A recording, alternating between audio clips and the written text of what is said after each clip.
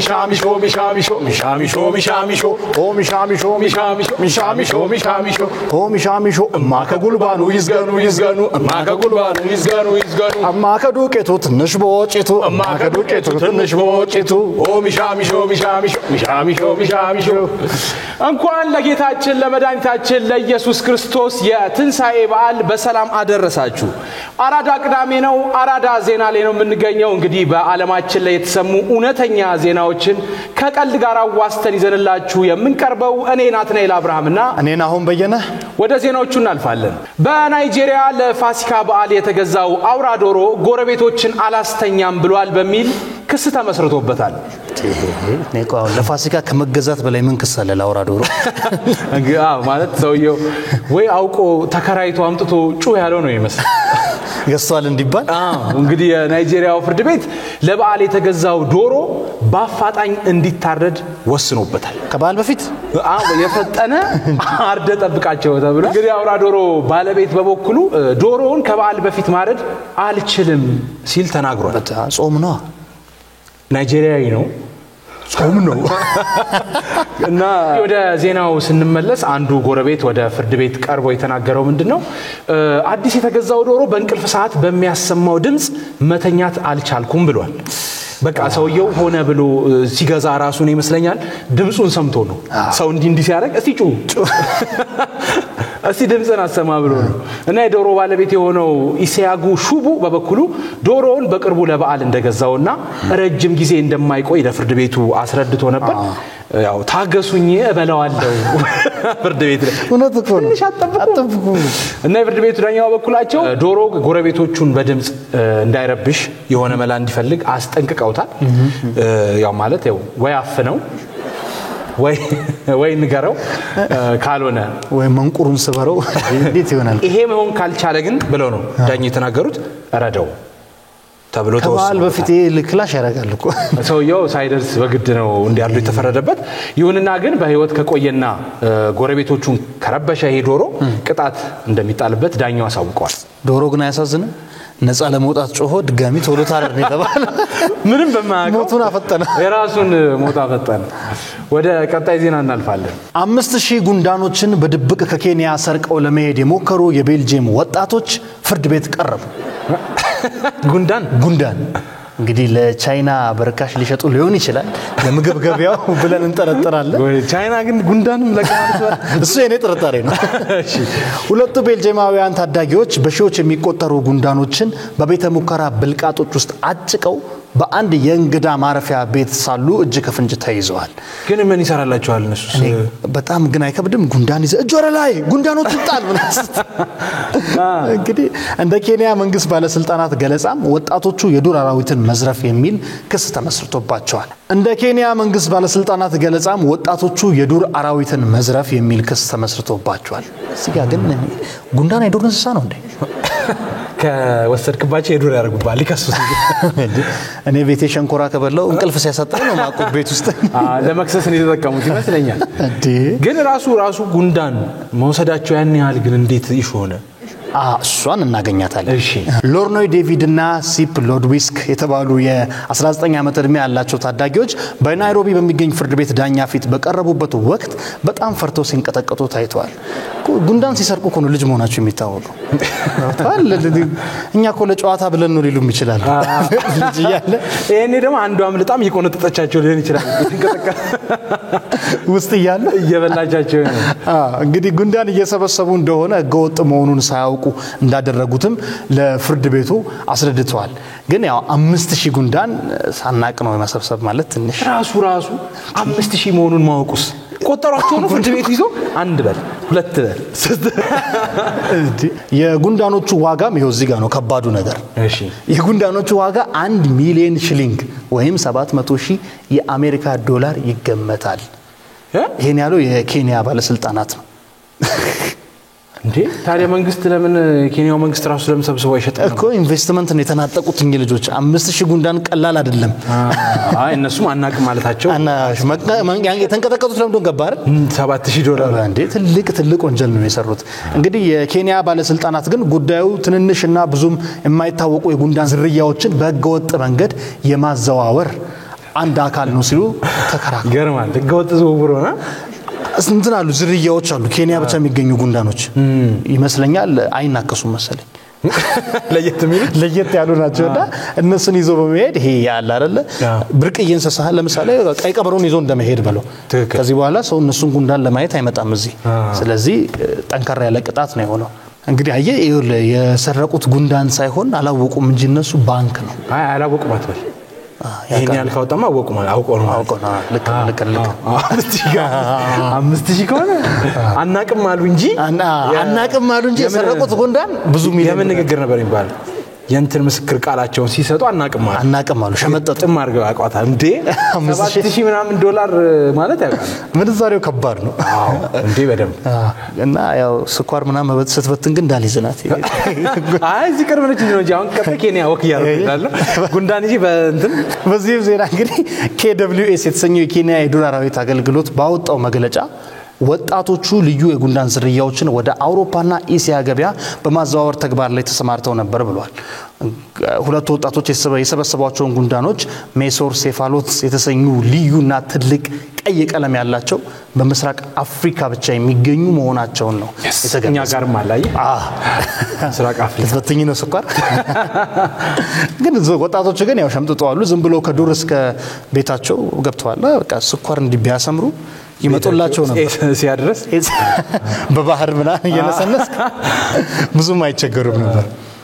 ወደ ቀጣይ ዜና ስናልፍ በስዊዘርላንድ ርቀቱን ሳይጠብቅ ፊት ለፊቱ ወዳለው መኪና በጣም ተጠግቶ የነዳው አሽከርካሪ $110,000 ወይም ደግሞ 14 ሚሊዮን ብር ተቀጣ የገሽቶት ነው ወይስ ስለተጠጋ አሁን ይሄ ተቀጣም አይባል ይሄ ተጎዳ ነው ይባል እንዴ በቅርብ ርቀት በማሽከርከር ነው እንግዲህ የቅጣት ገንዘቡ ግለሰቡ ሲነዳው ከነበረ መኪና ዋጋ በእጥፍ ይበልጣል ተብሏል ተጠግተ ስለነዳ ተብሏል ተጠግታ ይጠገ አይነክ ያነዳድ ሰምፕቶት አዋ አገጨኝም አይነት ነው በቃ እንግዲህ አጓጓው ነው ወይ ግጨኝ በቃ ካልሆነ መቼም ይሄ ማስተማሪያ አይሆንም ይሄ ትምህርት ቤቱንም ማሰሪያ ይሆናል ዋጋው አውሮፓዊቷ ሀገር እንግዲህ ስዊዘርላንድ ጠንከር ባልና አስገራሚ የትራፊክ ህግና ቅጣቶች የምትታወቅ ስትሆን የገንዘብ ቅጣቱ መጠን ሀብታም በሆኑ ሰዎች ላይ ባላቸው መጠን ገቢ ከፍ ያለ ነው የሚሄደው ስለዚህ ሀብታም ቤልት ካላሰረ ብዙ ሚሊዮን ብር ነው የሚከፍለው አዎ ምን መሰለህ እኮ ጥያቄው አንተ ምን አባክ ሐሳብ ኖሮብህ ነው ምልክት ያላሳየው ምናምን ይሏል አንተ ምን ሐሳብ አለብህ ምን አስጨንቆ ነው ሌላውስ ስንት ሐሳብ ነው አንተ ቤልት ትረሳለህ ብር ይዛ እንግዲህ የስዊዘርላንድ ፍርድ ቤት በግዴለሽነት የተከሰሰውን አሽከርካሪ አመታዊ ገቢውን አጣርተው 1.8 ሚሊዮን ዶላር ነው ስለዚህ ተሰልቶ $110,000 እንዲቀጣ ነው የተወሰነበት ብዙ ነው በጣም ብዙ ነው ንፋስ ገጨ ተብሎ 14 ሚሊዮን ብር እንዴ ቤት ገዛ ነበርኩ መኪናውን በተጠጋበት ልክ ባትጠጋውስ እንግዲህ አሽከርካሪው ርቀትን ጠብቆ በማሽከርከር ላይ ስዊዘርላንድ በሚገርምህ በስዊዘርላንድ ምን ያህል ርቀት እንደሆነ ግልጽ ይላል ግን ድንገት በቃ እንዲህ አይተም ይሄ ነገር የተጠጋ አይመስልህ እንደ ብይ ካራት ከንፋስ ተጠግታል $110,000 እዛ እንግዲህ በዚህ ዙሪያ ቅጣቱ ተገቢ አይደለም በሚል የተለያዩ ሰዎች ሐሳብ አንስተዋል እንደገና ሰውየውም ይግባኝ ጠይቆ ነበር ነገር ግን የስዊዘርላንድ ጠቅላይ ፍርድ ቤት ባሳለፈው ወር በዋለው ችሎት ምን አገባኛል አይ አለህ ብር አንተ ብር ይዘ የመጀመሪያው ውሳኔውን በማጽናት አሽከርካሪው $109,500 እንዲከፍል ተወስኗል በጣም አስገራሚ ዜና በጣም አስገራሚ $110,000 ተቀጣ አዎ ወደ ቀጣይ ዜና እናልፋለን ቻት ጂፒቲ አንድን ግለሰብ ሁለት ልጆችን ገድሏል በሚል ሐሰተኛ መረጃ በማቅረቡ ተከሰሰ ሐሰተኛ መረጃ አቅርቦ ልጅ ሰው ገድሏል ብሎ ሐሰተኛ መረጃ አቅርቦ ተከሰሰ ቻት ጂፒቲ ማዋሸት ጀመረ እንግዲህ ቻት ጂፒቲ ሁለት ወንድ ልጆችን ገድሎ የ21 ዓመት እስር ተቀጥሎበታል ሲል በሐሰት መረጃ የለቀቀበት የኖርዌው ዜጋ የቻት ጂፒቲ ባለቤት የሆነውን ኦፕኔይ እንዲቀጣ ጠይቋል ሰውየውን ሁለት ገድሏል ብሎ አሁን ስለኔ ዝም ብለ ሰርች ገድሏል ቢል ማለት ነው አንተን ገድሏል አይልም ሞቷል ነው የሚለው ናቲ ምግብ ይወዳል እንግዲህ ሆልሜን ይሄን ሐሰተኛ መረጃ ያገኘው ወደ ቻት ጂፒቲ አቅንቶ አርቭ ሆልሜን የሰውየው ስም ነው ማን ነው ብሎ ጠየቀ ሲያቀብጠው እኮ ነው ራሱ በቃ አንዳንድ ስራ ስትፈታ ይመጣል ሐሳብ አለ አይደል ማን ነው ብሎ ሲጠይቀው እኔ አላቅም እንደማለት ገዳይ ነው ብሎ ተበጠረቀ ቻትጂፒቲ እኔ ግራ የገባኝ ቴክኖሎጂም ቢሆን አላውቅም ማለት ማንን ገደለ ትክክል መልመድ አለበት እንደሰው ሆነ እኮ በቃ እኮ ኢድሮ ካልኩሌተር ተዚላል የሆነ ከባድ ቁጥር ምን አስተረገበት ያማል እንዲላል እኮ ጽሁፍ ይጽፋል ማለት ያውኖቹ አላቅም ማለት አይፈልግም እንግዲህ ይሄ የተሳሳተ መረጃን የመስጠት ክስተት በቴክኖሎጂው ዓለም ሃሉሲኔሽን ይባላል ወይም ይሄ ቅዠት ይባላል ገባ ሰው ብቻ አይደለም ቴክኖሎጂ ሚቃዥ አርቲፊሻል ኢንተለጀንስ ወይም ሰው ሰራሽ አስተውሎት መረጃ ፈብሪኮ እውነት አስመስሎ ሲያል የማቅረብ ክስተት ነው ቃዥ ሲባል ደስ ያለውን ነገር ነው የሚልክልህ ማለት ነው ወይ አሁን እኮ እሱ መቃዠት ከጀመረ ያ ለሊት የሚጋልበው ፈረስ ገደል ጋር ይወስዳል ማለት እሱ ሊመጣበታል ውሻ እንደዚህ ወላይ ነክሰ በትክክል መከራ ይባላል አይ ህልምን አስብ እስቲ ኤለን መስክ ይመስለኛል አዲስ መኪና ውስጥ ከተወኝ ይወጣሉ አስብ ከዚህ በኋላ ከቀጠለ እንዲሁ ዝም ብሎ ፊትህን ያይና ይሄማ በቃ ሌባ ነው ይላል መልስ ሲያጣቁ በፊታችን መገመት ጀምራል ኢንጂነር የለም ገዳይ ነው ማለት እንግዲህ ሆልሜንን ወክሎ ክሱን ያቀረበው ኖይብ የተባለው የዲጂታል መብት ቡድን እንደሚለው ከሆነ ቻትጂፒቲ የሰጠው ምላሽ ስም አጥፊና የአውሮፓ የግላዊ መረጃ ጥበቃ ህግን የሚጥስ ነው አየ ወንጀል ነው ማይዘው አሁን ከፍተ ናትናኤል አብርሃም ብትልኩ ማይሆን መልስ ሊሰጥ ይችላል ማጥፋት ነው ይበቃ ስም ማጥፋት ነው መቃዠት ጀምሯል እስቲ ትራሱ ስለሆነ ነገር አርጋችሁ አስተኙት አንተ ወረቴ ለመድከው ጾም ተፈቶ ብለ ደሞ ልትከዳይ ነው ወይኔ አቡካዲት እናንተ አስመሳዮች ምን አጠፋን ደሞ ምን አርገን ነው ማለት አመዱ አቡን ብሏል ያኔ በጾም ጊዜ አቤት ውበትሽ ወዝሽ ከለርሽ አቋሚሽ ስትለኝ ከርመዛሪ አመድሽ ቡን ብሏል ምትለኝ ጾም ሊፈታ ስለሆነ አይደል እኔ ብያለሁ እንደዚህ እውነታችሁ አስመሳዮች ናችሁ አስመሳዮች እኛ አቡካዶች አሁን ጾሙ ሲፈታ መበላት እንፈልጋለን እንደ ጁስ መጠጣት እንደ ቁርጥ መቆረጥ እንፈልጋለን አሁንማ በቃ ራስሽን እንደ ሻኛ ነው እንደምታ አሁን ምን ያንሰኛል እኔ አቡካዶ ምን ያንሰኛል እንደዚህ ነው አሁን እኛ ጊዜያችን በነገራችን ላይ ሁለታችሁም ከአቡካዶ ግባት ተጠቅማችኋል ወዛችሁ ያስታውቃል ካዲዎች ናችሁ በጣም ታሳዝናላችሁ አሁን እንዴ ይሄው በአቡካዶ የበለጸገ ቅባቴን እየተቀባህ እንደዚህ እኔን በስጋ ፓፓያ ነው እኔ ምለው ቆይ በጾም ወቅት አንድ አቡካዶ 7 እንቁላል ይተካል ይያላችሁ ሲሸነግሉን አልነበር ያው እስኪወጣ ድረስ ነበር አሁን ደግሞ ጊዜው ደርሷል አሁን ሌሎቹም ይበሉ እንጂ እስቲ ወጊ ድረሳቸው እነሱ ራሱ ናፍቋቸዋል አረ ብሉን ይያል እኛን ብሉን እንጣፍጣለን አሁን ፕሮቲናችንም ሁሉ ነገሩ ይጨምራል እባካችሁ ብሉን ቅባት አታባክኝ እንደውም አሁን ራሱ በቃ ይደክምሻል ወይኔ አቡካዶ ቅባት አታባክኝ እንዳታልቅሽ ተወኝ በጣም ካዲ አስመሳዮች ናችሁ እኔ አቡካዶ በፊት እንዳልሸነገላችሁኝ አሁን ልበሰብስ ነው ወደ ዛፍ ሄዳለሁ ይሁን እሺ በቃ ሂጂ እውነትሽን ነው ልሂድ በቃ ሂጂ በቃ ታው ብሉኝ በቃ አንበላ አሁን ዋጋችንም እኮ ይረክሳል አሁን እንቀንሳለን እንደ ድሮ አንወደድም አሁን ባለፈው አቡካዶ ጠፍቷል ተብሎ በየከተማው ሲታሰስ ነበር አሁን አጎጥጉጠናል ግን እርግፍ አርገን እንኳን ተዋችሁ አሁን ለጊዜው ነው እንጂ እኮ ኑሮ ምናምን ስላለን የዛኔ ደግሞ ትመጫለሽ የዛኔ እንደው መተሽ ታወሪናለሽ የደረሱ አሉ የሚበሰብሱ ተቀቡታ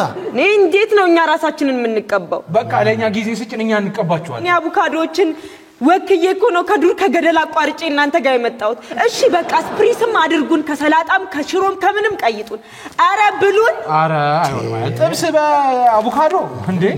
ጎረድ እያየን አሁን እኛ ሰላጣ አቡካዶ በልና ዶሮ አቡካዶ ያረሱ ወደ ላይ ይላል በቃ ሂጂ